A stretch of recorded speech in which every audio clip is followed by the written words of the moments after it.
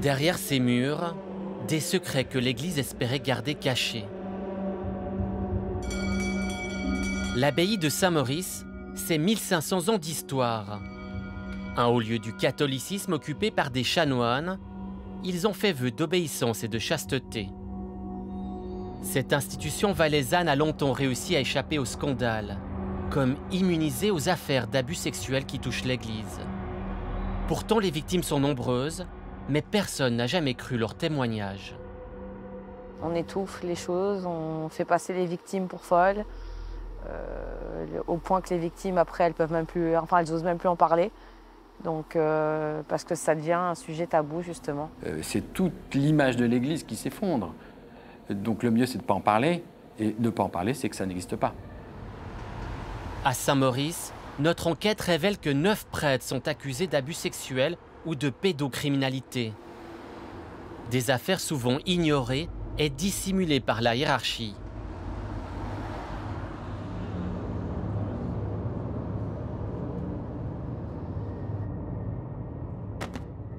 Pour percer les secrets de Saint-Maurice, il nous a fallu des semaines de travail. Trouver des victimes, obtenir des documents de justice et convaincre des sources internes à l'abbaye de nous aider.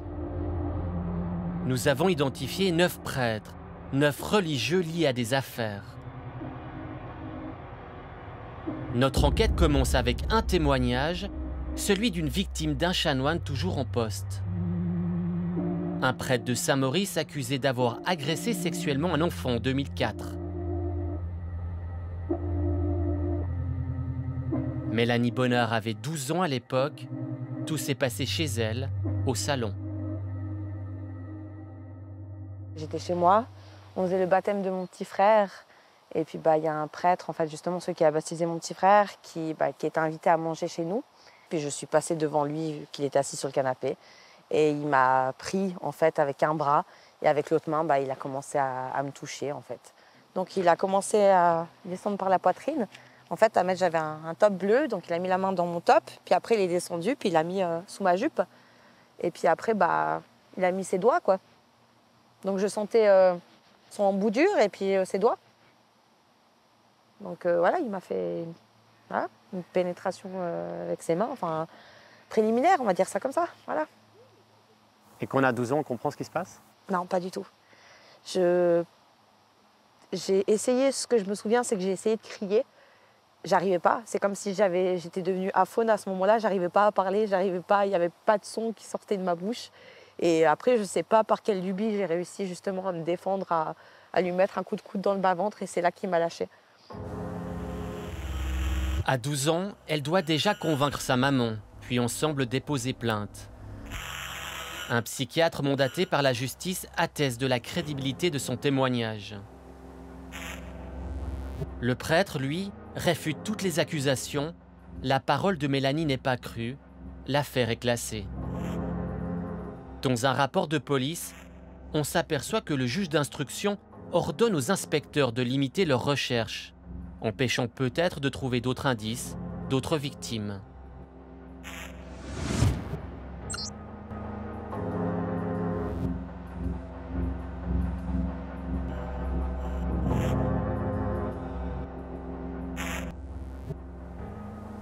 Pour Mélanie, l'enquête est bâclée afin de protéger l'image de l'Église.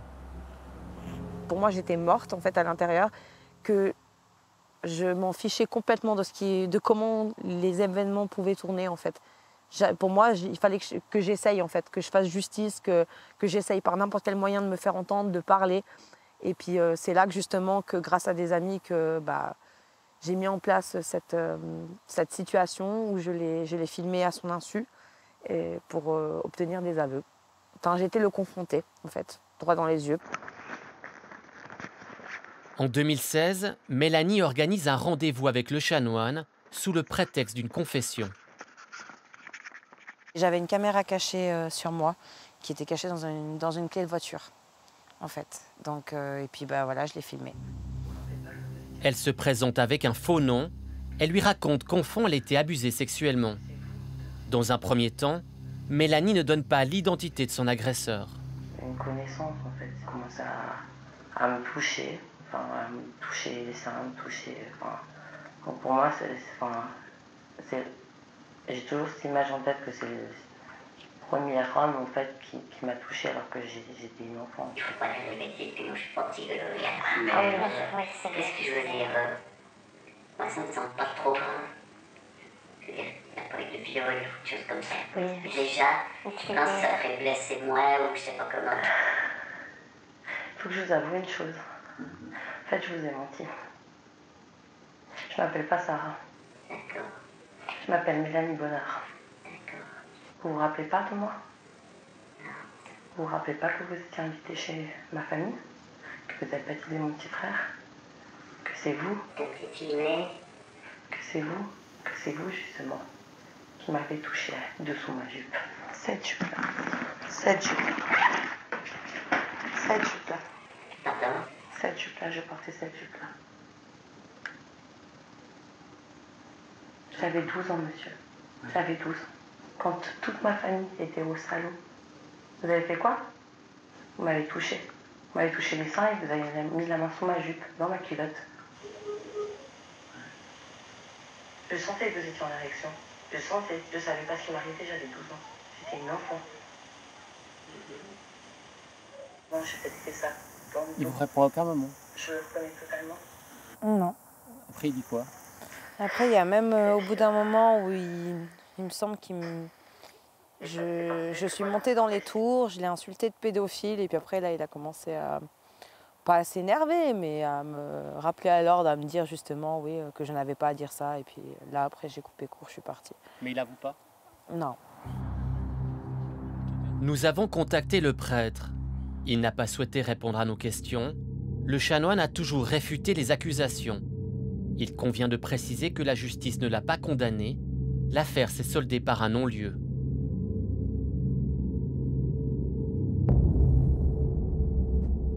Un autre dossier de Saint-Maurice concerne un second prêtre, un chanoine décédé. Sa victime avait 5 ans. Dominique Mur a subi des abus sexuels à répétition dans les années 60. Il a fait les démarches officielles auprès de l'Église pour faire reconnaître les abus.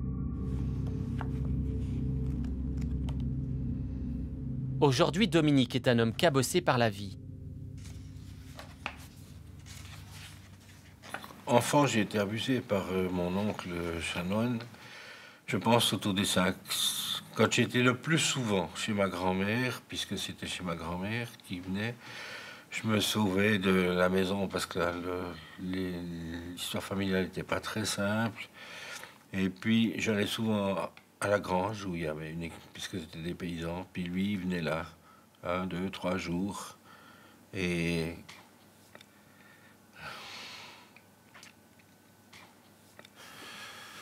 ben, on parle certainement d'attouchement, de pénétration, je ne sais pas, mais en tout cas d'attouchement. La personne que j'ai dénoncée était le bon Dieu de la famille, quoi. Parce que c'était le curé, c'était celui qui savait tout, c'était celui qui représentait la glorification de la famille, quoi, au niveau catholique. Les souvenirs de Dominique sont fragmentés. Il avait à peine 5 ans. Il lui manque des détails, des preuves. Il n'a jamais pu confronter le chanoine qui est décédé en 2003. Dominique a fait une demande d'accès aux archives de Saint-Maurice. Il souhaite obtenir le dossier du prêtre. Est-ce que c'est marqué dans les archives? Moi, peut-être qu'il y a d'autres victimes qui ont déposé là-bas. Moi, je sais pas. Pourquoi c'est important d'autres victimes? Parce que si vous avez une victime qui dépose avec des années plus précises, ça peut aider à la compréhension. Le rassemblement de différentes personnes peut être une preuve. Dominique a rendez-vous avec l'archiviste de l'abbaye. Notre caméra reste dehors. À l'intérieur, l'échange est courtois. Il dure près de 30 minutes. Dominique obtient quelques documents et des détails sur la vie du prêtre, mais il ressort bredouille. Il vous a ouvert les archives? Non, mais il m'a expliqué d'après son relevé ce qu'il y avait dedans. Et il y a une découverte intéressante parce qu'il était organisateur des concerts des jeunes culturels pour la promotion de la jeunesse. Ça, c'est intéressant. Et puis, potentiel. On va dire ça comme ça. Dominique n'est pas la seule victime à chercher des réponses.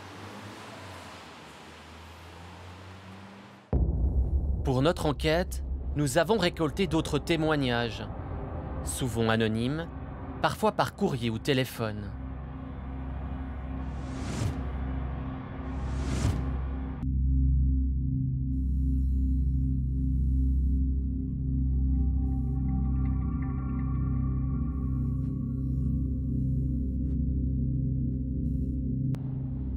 Ces témoignages nous ont permis d'identifier 9 prêtres, tous liés à des affaires d'abus sexuels ou de pédocriminalité. Parmi eux, seuls 3 ont été condamnés pénalement. Ce chanoine a été arrêté par la police en 1999, puis encore une fois en 2004, pour avoir partagé des vidéos pédopornographiques. Cet autre prêtre est également récidiviste. Lors de sa première arrestation, il reçoit un simple avertissement de la police et continue à enseigner au collège de Saint-Maurice. Une occasion manquée, car 3 ans plus tard, il est à nouveau attrapé.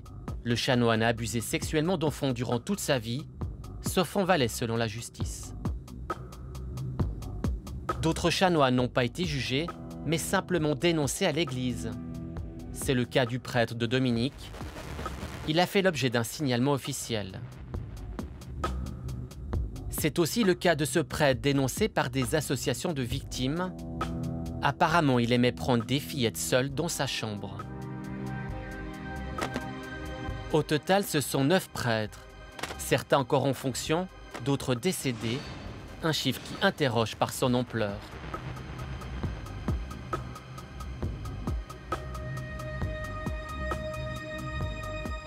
Un des experts du domaine enseigne à l'université de Lausanne. Jocelyn Tricou est l'auteur du livre « Des soutanes et des hommes ». À certains endroits tels Saint-Maurice, se concentrent tous les facteurs facilitant les abus. Une communauté qui a tout pouvoir, dont le contrôle est lointain, avec des écoles, mieux des internats, où les garçons et même les filles, puisqu'à Saint-Maurice il y a aussi des internats de filles, sont contrôlés exclusivement par ces prêtres. Donc là, on a un espèce de cocktail détonnant, où il n'est pas totalement étonnant, statistiquement en tout cas, de découvrir qu'il y a des abus ou de nombreux abus. Saint-Maurice n'est pas un simple monastère. Il y a des paroisses, un ancien internat et un lycée-collège avec un chanoine comme recteur. C'est justement dans le collège, en 1997, qu'une affaire a été pour la première fois médiatisée. La confirmation vient de l'abbaye de Saint-Maurice. Il s'agit bien d'un chanoine issu de ses rangs qui est aujourd'hui en détention préventive. Professeur de longue date au collège Saint-Mauriard, on le soupçonne de pédophilie. L'abbaye a toutefois limité les dégâts d'image. Le cas est présenté comme isolé, unique. Et même si consciente que l'image de la congrégation peut souffrir des accusations portées à l'encontre de l'un des siens, elle le soutiendra dans ses prières. L'enjeu de l'Église, c'était de garder cette image d'une institution sainte, parfaite et hiérarchique, où des hommes mis à part et sacralisés avaient tout pouvoir sur des fidèles. Et l'enjeu était plus de garder la face institutionnellement, c'est-à-dire de garder cette image de perfection, que de gérer les cas individuels. À Saint-Maurice, la direction a refusé notre demande d'interview. Par courrier, on nous explique que l'abbaye respecte les règles de l'Église en matière d'abus sexuels.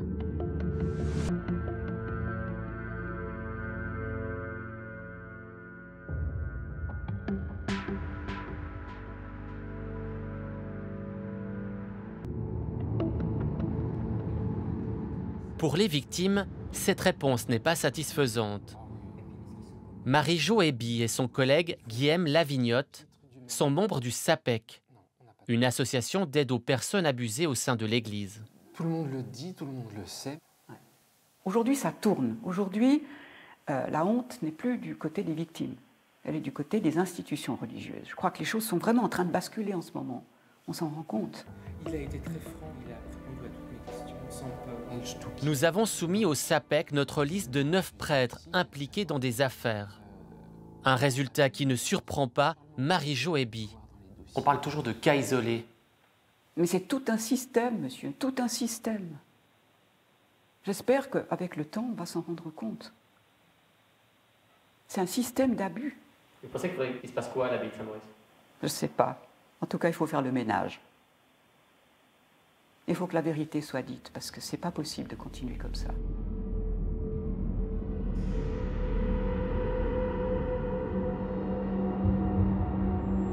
L'abbaye de Saint-Maurice est dirigée par des hommes choisis parmi les chanoines. Des religieux qui ne répondent qu'au Vatican ou à Dieu. Ces hommes doivent gérer les cas de pédocriminalité et accompagner les victimes. Pourtant, le sommet de la hiérarchie de l'abbaye est directement impliqué dans des affaires. Non seulement l'abbé Jean Scarcella est accusé d'abus sexuels, mais notre enquête révèle un nouveau dossier. Roland Jacquenoux, son remplaçant, fait également l'objet d'accusations. Il aurait abusé d'un subordonné. Les murs des secrets de l'abbaye se fissurent. Que Dieu Tout-Puissant nous fasse miséricorde, qu'il nous pardonne nos péchés et nous conduise à la vie éternelle.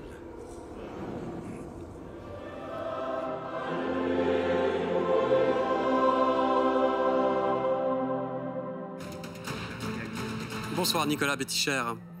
Bonsoir. C'est vous qui avez alerté le Vatican, déclenchant une enquête sans précédent. Début septembre, c'est le choc. Nicolas Betticher, l'ancien vicaire général du diocèse de Fribourg, dénonce l'omerta au sein de l'Église. Dans une lettre confidentielle, Betticher accuse des membres du clergé, notamment l'abbé Scarcella de Saint-Maurice. C'est le dossier numéro 1 de notre enquête. Impossible pour l'abbaye d'éviter le scandale. L'abbé Scarcella est accusé d'agression sexuelle. La lettre de Betticher est gardée secrète par l'Église. Ce document, nous arrivons toutefois à l'obtenir. On peut y lire les accusations portées contre l'abbé.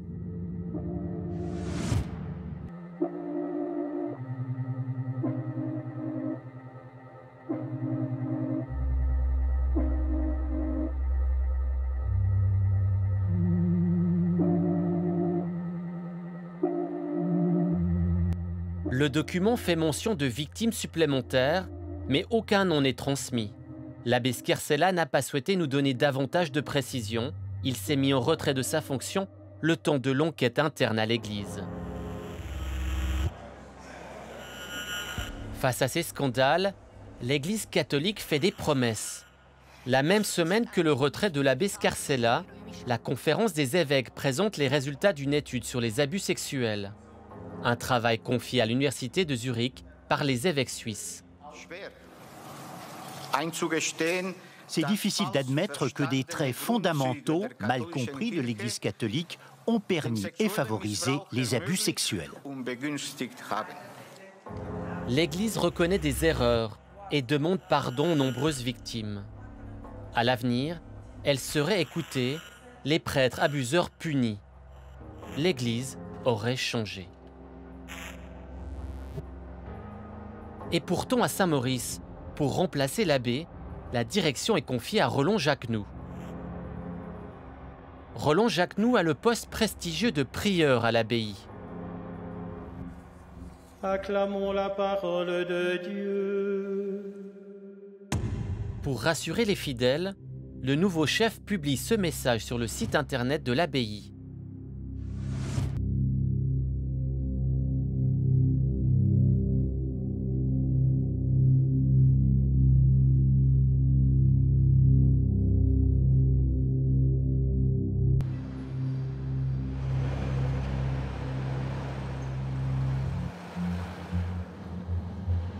Dans notre enquête, nous ne nous sommes pas arrêtés à ces belles paroles.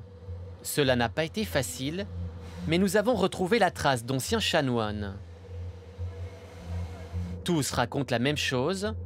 Roland Jacquenoux, alors chef de la formation, a profité de la vulnérabilité d'un novice, un aspirant prêtre, pour obtenir un rapport sexuel non consenti. Un ancien religieux a accepté une interview.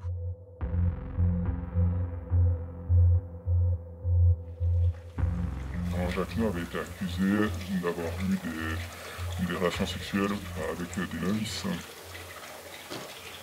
Simplement d'imaginer un abus, c'est déjà difficile. Mais en plus, signaler l'abus, c'est remettre en cause toute l'Église. Et puis ça, ça reste quelque chose de difficile parce que tous les dimanches à la messe, on dit « je crois en l'Église ». L'abbaye essaye d'étouffer l'affaire, mais le Vatican est alerté par un des novices. Il y avait eu une dénonciation à Rome, puis Rome a mandaté en fait ce père abbé bénédictin pour venir enquêter. Ce qu'on appelle une visite canonique. Roland Jacquenoux n'est pas dénoncé à la justice. Il est déplacé à l'étranger. Le scandale est évité. Le secret reste entre les murs de l'abbaye. Je pense que c'était assez la pratique à l'époque. De manière générale, à l'abbaye, c'était en tout cas un climat, à mon avis, avec le recul et de l'extérieur, une situation qui était très favorable aux abus parce que il y avait peu de respect pour l'humain.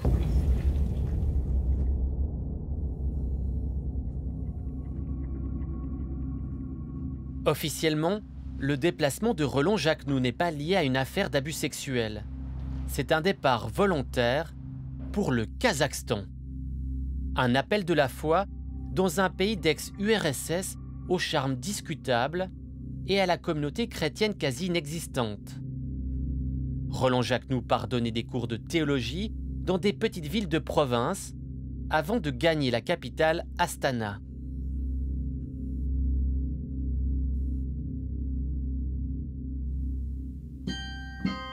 Pour notre enquête, nous avons demandé de l'aide à Guillaume Lavignotte. Il est membre de l'association SAPEC qui soutient les victimes d'abus. Il connaît très bien Saint-Maurice. Carillonneur de profession, il a souvent joué à l'abbaye. Ce lien de confiance lui a permis de recueillir plusieurs témoignages. J'ai eu contact avec une victime qui m'a expliqué que, suite à une inconduite sexuelle de la part du maître des novices, elle s'était plainte à Rome en écrivant une lettre. Dans l'affaire Jacquenoux, le maître des novices à l'époque, ce sont les témoins et la victime qui ont été sanctionnés. Des novices ont quitté Saint-Maurice et ne sont jamais devenus prêtres. Roland Jacquenoux, lui, rentre en 2015 prendre le poste de prieur à Saint-Maurice. Puis en septembre 2023, il remplace l'abbé Scarcella. C'est d'une immense hypocrisie. Imaginez-vous le père abbé qui est sous enquête, il bénéficie de la présomption d'innocence, il met à sa place, le temps de l'enquête, quelqu'un dont il sait pertinemment qu'il a eu des ennuis quelques années auparavant. Mais le comportement schizophrénique, il est là. Le comportement de l'institution, là, il est démontré. Le retour de Roland Jacquenoux à la tête de l'abbaye pose des questions. Selon une lettre anonyme d'un ex-chanoine, même le pape était au courant de l'affaire.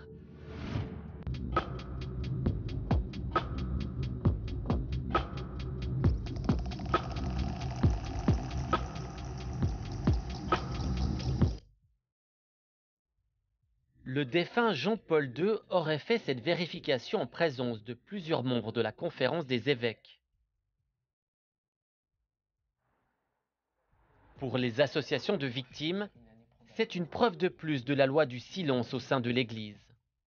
La confiance est rompue avec la direction de l'abbaye de Saint-Maurice. Mais comment est-ce qu'ils croient que ça va passer?